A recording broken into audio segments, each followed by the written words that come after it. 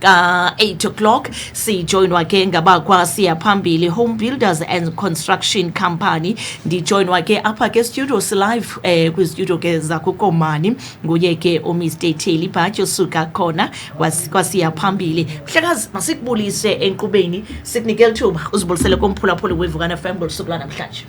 Ndiyabulisa kuwo Mamtshawe nabaphulaphuli beVukani FM. Nkosi kakhulu man, sibulele ngexesha uthe wabeke usipha lona. Nditshilo kumphulaphuli ndathi mhlawumbe ezakhe izicwangciso ibizezokuba ndifuna ukokha indlu okanye ndifuna ukuthenga indlu. Nilapha namhlanje kuzosikropisela ngomsebenzi omhle eniwenzayo.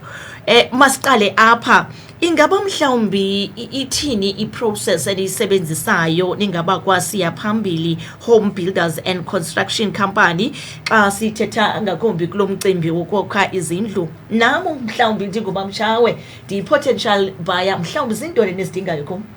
Okay, into esizidingayo kwi-client, sibiza nje i-client. Yes. So into esiyidingayo kwi-client sidinga i-3 months bank statement, 3 months payslip, ne-copy ye-ID of which we will submit to i-bank.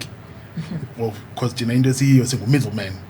So just to avoid la hassle yebhankini, uyozenzela kwakhe home loans akwenzela thina. So siyenza lula lo process, ungabudila nebhanki yonke la hassle yakhona, la admin yakhona. Thina sahandlisha la admin for nini. Okay, uzivele nawe. Ndiyaqonda ke ukuba mhlawumbe ubungazi sifikelela kwisithili sakuTshonyane even beyond the Chris Hani region. Uthi umphulaphuli ndiyaniva niyicacisa yonke lento, kodwa ndifuna ukwazi wena Mamtshawe bafumane kaphi bona ukuze ndibe ndiqala le process. Okay, thina si based South Street Village eWestbourne. I-development yethu entsha leyo. But abantu abaninzi bazosazela kweza zindlu sipha opposite Madera Park i-Horizon Views. Okay. Ulapho siqale khona. Alright. Ndiyafika kuwe Mr Bhatyi, ndinguMamtshawe, sele ndisithathile isigqibo sokuba noko ndiyayithenga le ndlu okanye ndifuna ukwakha le ndlu. Ingaba zithini mhlawumbi offers eninazo, i-plans eninazo ze-offers? Okay, so i-plans zethu ziyaverisha. Qala ku-2 bedroom, beko i-variety ka-3 bedrooms. We've got 3 bedrooms on a bathroom A1, beko 3 bedrooms with 2 bathrooms, of which i-ensuite leyo. Okay. So i-options zethu zilapho. So we've got 2 bedrooms ongu 48 square meters, beno 2 bedrooms ongu 53 square meters, beno 3 bedrooms ongu 57 square meters, beno 3 bedroom ongu 75 square meters. Wow, nikeza umdla kakhulu umphulaphuli, mhlawumbe usandula ukujija wena eloqhosha sitshilo sathi unezicwangciso zokwakha indlu kanye unezicwangciso zokuthenga indlu. Namhlanje sikuphathele abakwasiya phambili Home Builders and Construction Company bazokuphendula ke yonke imibuzo onayo ke nqamene ke nomsebenzi wabo. Mhlawumbi ke ukujonga mhlawumbi ukujonga phambili ingaba zikhona i-upcoming expansion plans eninazo ngakumbi? I understand we're looking into doing community development. Okay. We're looking into doing functions, whatever it may be. As restrictions as nazo.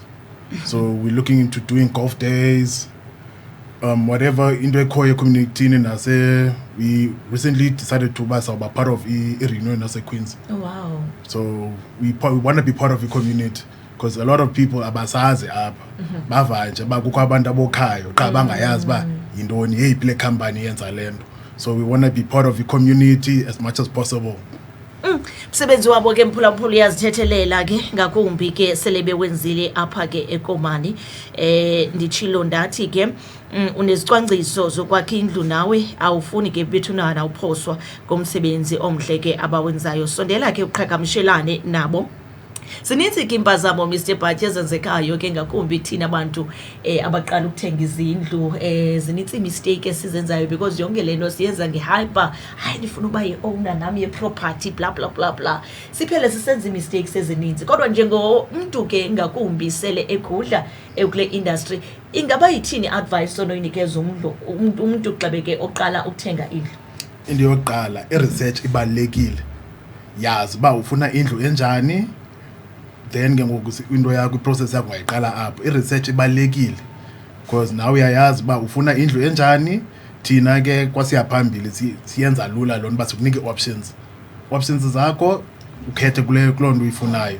but iyona nto ebalulekileyo i-research. Phulaphula sivele nawe ke ngabakwa siya phambili Home Builders and Developers Construction Company izinzeke kumhlaba wakho Komani apha ke ngakumbi kwisithili sikaChonyane. Ndiyaqonda ke ebentshilo ndathi umsebenzi wabo uyazithethelela uqhubela amazwi ngakumbi Mr Bhatyi before sibeke siyayishwangathela xaninisa nokukhumbuza ke ngakumbi umphulaphula omamele ekhaya into yokuba nizinze phi nifumane kaphi kwaye mhlawumbi xa sondele kuni ningaba kwasiya phambili zindoni mhlawumbi angazilindela. Okay, apho sifumaneka khona South Street Village eWestbourne. Ndani bangayibiza na inamba. Number sifumaneka kuyo ngu 083 654 1960. Into esijonge kuyo ngoku we looking to ukholisa South Street Village. Okay. Eyona nto ephambili ngo. Anything else looking forward to, you'll see in the plans that we have in store for you abantu balapha eKomani.